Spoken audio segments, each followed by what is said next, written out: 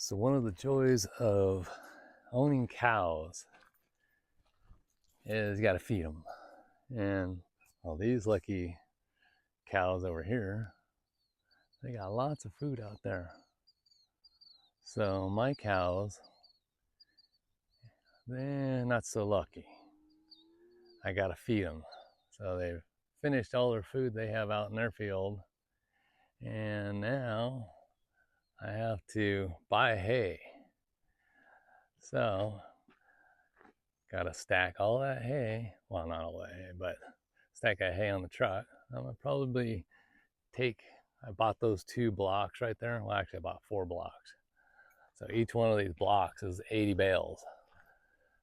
So I'm gonna take it down, let's see, I'll take 24 bales, so I'll take it down 3 layers and then pack on the truck.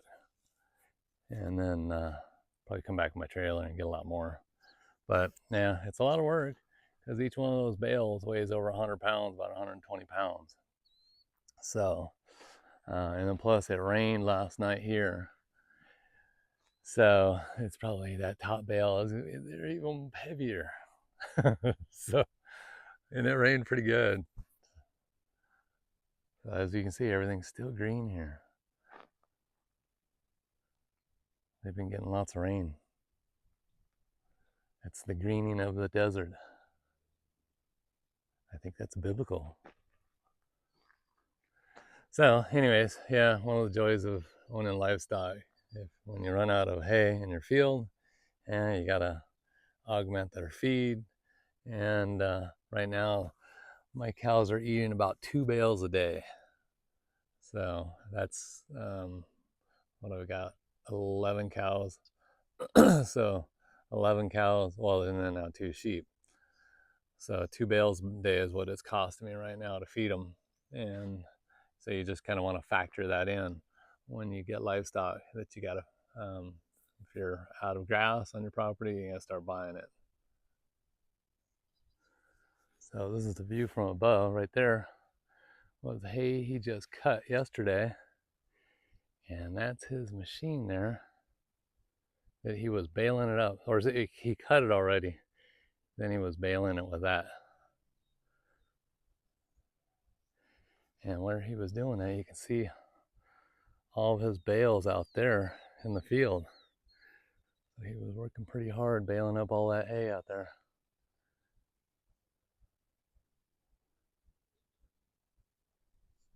Okay, so when you're loading up the hay in your truck, this is how I do it. You're gonna have a little bit of wasted space right there, but you get some hanging over the side. And I put 4 going down lengthwise in the bed. Then I'm going to lace these going that way, and then it'll be stacked up on top, so that way it holds it down pretty good. It will be tied down too, but that's how I start out. So one more thing to note too, so some of these growers, like the smaller ones, they may not have the equipment to load you up. So keep that in mind. If you got to go to there, you're going to get a better deal a lot of times with these growers. You're loading yourself, and how are you going to get up on a big stack without hurting yourself? Safety wise, bring yourself a ladder if they don't have one already. He evidently had one, but I brought my own ladder. So I mean, it's an old rickety ladder, but it's not that high up. I got to go to get to the top of the hay bale to start taking them down. And that's what it looks like for my first 8 bales stacked in there. So you can see my lengthwise, and then going side to side. And then there'll be another lengthwise on top, down the center too. So once it gets stacked on the top, I'll do 2 more like that, and then 1 lengthwise on the top, and that kind of sandwiches everything in, holds it in place, and you're not one of those people that drops their hay bales along the side of the road. happens. You know, so be mindful of that. If you're driving in your car and you're following somebody that's got hay bales, they might fall off. So the other thing to be mindful when you're on top of these hay bales, because don't ruin it for other people. You know, if you get hurt trying to sue them for your own stupidity, very dangerous up here on top. You can step in these little voids. See that?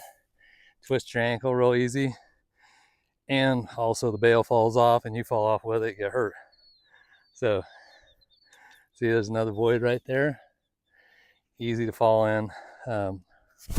Critters probably make them. You know, it looks like some critter probably nested in that one. So yeah, just be careful with them. And also, if you're using the bale string to grab it instead of some bale or some, you know, baling hooks, just keep in mind that when you let go of it, that your hand's going to come free from that string. Otherwise, it's going to pull you over. So one of the things too to keep in mind when you're buying from the grower and not a broker is you know what's in your feed. You get to know, you get a good relationship with the grower that you're buying it from, and you know he's not putting pesticides and toxic stuff you don't want in your homegrown beef. So especially beef that you're eating yourself. I mean, yes, you don't want other people eating pesticides and stuff too, but for a homesteader, yeah, you don't want just be feeding in your cows just any hay that you have no control over knowing what's inside of it. The other thing, like Trump would always say, it's the middleman's. The prices are being raised by the middleman. So yeah, you know, you're going to pay probably double, even triple the amount buying it through a hay growers association. Anybody that's just buying them, they're going to mark up the cost of it big time, because they've got loss too. So like nobody wants the bottom bales. I mean, the cows will eat it. It's going to be moldier because on the bottom it's smashed. A lot of times you can pick those up really cheap if we're feeding cows with them. So that's just something you gotta keep in mind. But yeah, you're better off going to a grower that you know, meet one, and for him it's a benefit too, because he takes a big haircutting on selling it to these brokers. So because you know, a lot of times these brokers will dictate to the farmers, and then they want hay analysis and all this kind of stuff done, and then you know, because they want to ship it overseas or cross state borders, so on and so forth. So yeah, you can find yourself a local grower and go to them, stick to them. You know, they treat you right and good prices. You know, and develop a good relationship with them.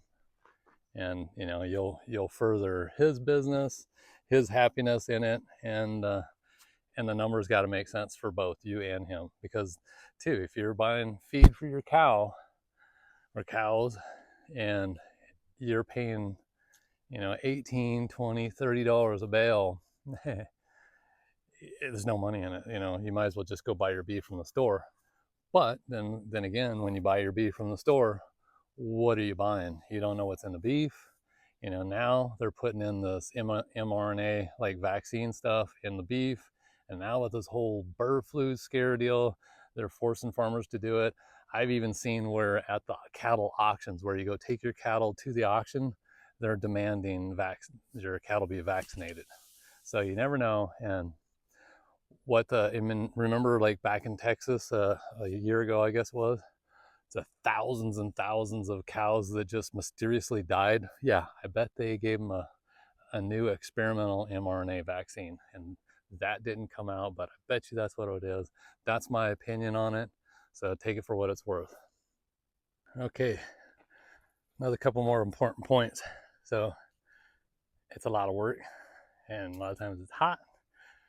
Drink lots of water, because you don't want to go down from dehydration. So kind of give you an idea how I'm stacking it. So see how I go length on top of those that were going sideways. And then I'm going sideways again like that. And then I'll finish it off in the top with some bales in the center. And that'll hold all the weight down. Now, if you get one like this with a broken string, not a big deal. Just, it'll be your first ones you're going to feed your cows. But don't rely on putting it on your truck and tying it in with it. Because eventually, if one string broke, the rest will probably break with the amount of weight that's torqued and pulled on it when you're going around turns and stuff. So just stick it on your tailgate. Tie it down last thing before you go. And like I said, it happens, especially like these bales right here that are exposed to the sun. The sun weakens it. So the longer that stack's been sitting, it's gonna, just like it's bleaching out that grass, all the chlorophyll's gone. Well, it's weakening that string too, because it's just, some cheap plastic. They used to make it out of steel. And whatever you do, learn from my mistake. If you didn't watch my previous video on it, I had lost a cow that died, had 10 pounds of that bale string stuck in its belly. I didn't know. I was just, sticking the whole bales out in the field, letting them eat on it, thinking they'd eat it slow and not stomp it into the ground as much. Well, it ended up biting me in the butt, and I lost a really nice cow. She was so sweet. Couldn't figure out why she wasn't putting on any weight. And then in the wintertime, she froze, died. So, yeah, just, I had quarantined her several times trying to figure out things she's sick, but it's just, I said, well, I got to the realization thinking, oh, well, maybe she's just that way. It's just bony cow, but she was really good, sweet cow. But yeah, that's sad.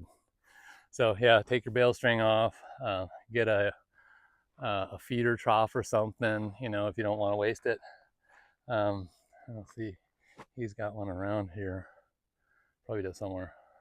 Oh yeah, I think they stick their head over there through the gate, and then there's a trough on the other side where he feeds them. But yeah, that keeps them from just stomping on the ground. I need to do the same thing, make a system like that. So yeah, I've got, I was gonna take 24 bale, so my stack on the truck shouldn't be that high. So I've got half of a stack still up there, maybe a little bit more. Yeah, a little bit more.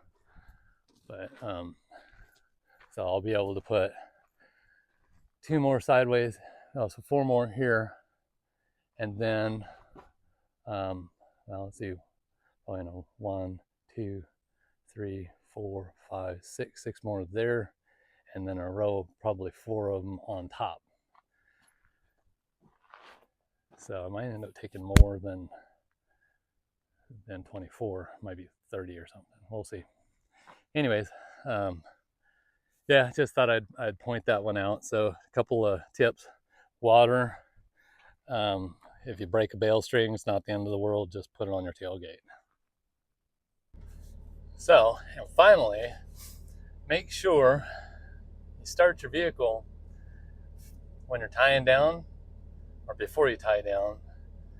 Turn on your air conditioning. Oh, it feels just wonderful. Yeah, it's a lot of hard work being a rancher, small time rancher even, doing stuff like this. A lot to keep up with, but the rewards are priceless. You're gonna eat good food because you know what's in it, and the love you just share with the animal is just priceless too. Treat your animals really good. That's all I can say. It's a hard thing. And I remember my neighbor, he told me, when I first got into this, when we bought our first little farm over in Wilton, he said, nobody knows death like a farmer. And that's the truth. Animals come and go and die, and you got to butcher them, and it's tough. Especially when you get attached to animals, and some of them I just do. I get attached to. They say don't name them. Well, that's kind of hard. We have to name them, and they get to know their names. When you call them, they come running. So, and they have like hierarchies of who's in charge. Right now, it's Shara. Shara is like the matrion of all the cows. She's in charge. She gets first to eat. None of the others mess with her. They're afraid of her. She's got those big scary horns. So it just, and two, if you don't treat them with respect, they're not going to treat you with respect. And some cows can be very dangerous, kind of crazy. That's why we got that one crazy cow. But she's mellowed out over the years quite a bit. The last bull had to put down the bad boy bull. Um, yeah, he got loose into the neighbor's place. They took him. I found him over in their feedlot again. Uh, they didn't let me know. I just went in there and found him. And then I tried, oh, you're trespassing. I said, well, you're trying to steal my cow. So, yeah, that kind of shit still happens. And I don't know if those old laws are still in the book, but, cattle rustling was a killing offense. So, probably still in the books. So, anyways, yeah, shit like that happens. But I think, I don't know if I posted that one, but when I was doing the butchering on them, I think so, there was bruises on him. So that's why he was all jazzed up, because it seemed like um, he wasn't like that before, and there was no reason for him to be just like really violent. And then when I stripped his hide off and skinning him, yeah, he had bruises on his back, like on the butt and on the back, like they were hitting him with a stick, because they took him out of that back pen where they had him with some other bulls. And all those bulls had tags on them, so they couldn't say that, oh, we didn't know that was ours. And then she ended up in the conversation admitting it, that they knew, but she didn't let me know, and that's why she was all guilty about it and trying to say, oh, you're trespassing here. Oh, you're trying to steal my cow. So, anyways, yeah, I think that's why because we didn't really want to let him out of the trailer, because he was just like beating up Rick's trailer. Actually, the guy who I'm getting the wood from here, the bales of hay, he helped me go get him. And yeah, he was just like going crazy in his trailer. He even knocked off one of his horns in the trying to beat his way out of the trailer. So I had to put him down inside the trailer, and then Rick and another neighbor helped me string them up in the barn and start butchering them. But anyways, so that's, like I said, the life of being a farmer. It's tough. It's not easy. So keep that in mind. You have to make those tough decisions if this is what you want to do the homesteading. You get attached to the animals, and unfortunately, that's the way it is. And then you have to, when it's time, you have to butcher them. Or decide what you're going to do. I'm like, I got one bull, the Gigolo. I don't know if you've seen my videos on Gigolo. Just took him down to go mate with a neighbor's cow. I trained him to walk on a leash, and same with the one girl cow. I still haven't named her yet. I just call her like baby girl. So I've been training her to walk on a leash too, and then starting with her. I saddled her up the other day with a saddle on her, and then she kind of went crazy and tore up the saddle and got up underneath her. And that same thing with Gigolo before too. The saddle slipped down and went up underneath him, and he started trying to kick it off. So got to get him kind of used to that. But I put a pack on her, if you've seen my video with that, and walked around the neighborhood, picked some berries with her, and loaded up with some stuff. But or plums too. So yeah, maybe kind of work them as like a pack animal. Maybe see if I can get them to haul a cart. That way they have other use rather than just as beef. We got plenty other cows, plenty of beef, and I've had to limit my beef consumption due to getting gout, eating too much of it. So, all right. Well, anyways, that's the farm life. So thanks for watching if you stuck it out this far, and kind of more and more people, and there's something coming down in California. Rural areas you're going to find starting to get cheaper because of what they're doing with the insurance companies. So I won't talk much more on that, but between the insurance companies and the banks, there's a big takeover up in the country, like the Wooded Hills area. So yeah, a lot of crazy stuff coming around, and it's all a contrived deal. And think about those what do you call them, 15-minute cities. Yeah, they're trying to force people out of the economically out of the hills. So they were getting way overpriced anyways, for the property, and people are driving. They don't want to live in the cities. So if they're living in the country, if they're not working from home, they're driving a lot of times long, long ways to get into the city to go work. It's not a viable and it's not a feasible situation, but there might be benefits and opportunities for a lot of folks that want to be homesteaders. Do you really need that 9-to-5 job? Can you find other ways around that if you're living in there and not carrying a mortgage? The word mortgage, that comes from death note. If most people knew that, the Latin meanings of words, it would change a lot of stuff. But yeah, do you really want a death note? But if you can go in when for a lot cheaper, maybe a fraction of the price that they lost it to the bank, and pick it up, it's an option, and then you don't have that death note. You just pay cash for it and get it. A lot of people, are kind of holding out and saving up for that situation, and especially, if you bought gold and silver, and it becomes the form of cash as cash is becoming quickly trash. He who has the gold is king, right? So you can go in and buy up that property for pennies on the dollar. Well, or gold coins for goods. I don't know, whatever. Some kind of there's got to be a coin term for that somehow. But yeah, anyways, so good luck, and yeah, it's a good life. It's just a hard life, a lot of work. So enjoy. Thanks for watching. Take care.